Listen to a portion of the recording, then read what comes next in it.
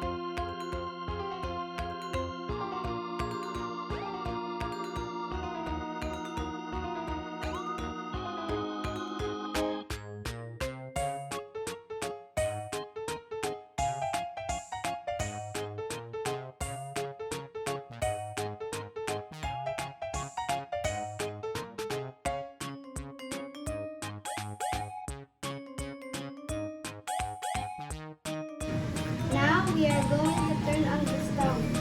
My ate will help me turn on.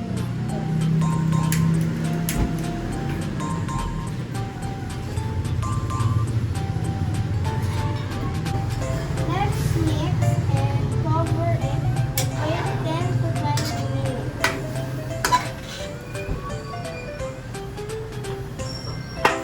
10 minutes has passed and it's now boiling.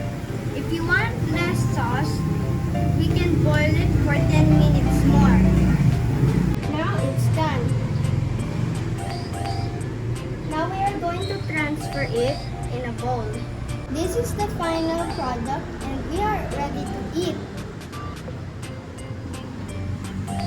Chicken adobo ala Jasna.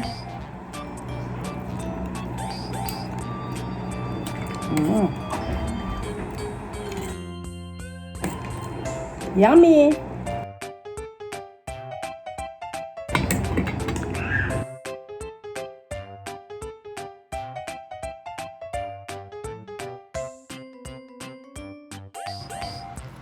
Yummy. Yummy! Manyaman! Manyaman.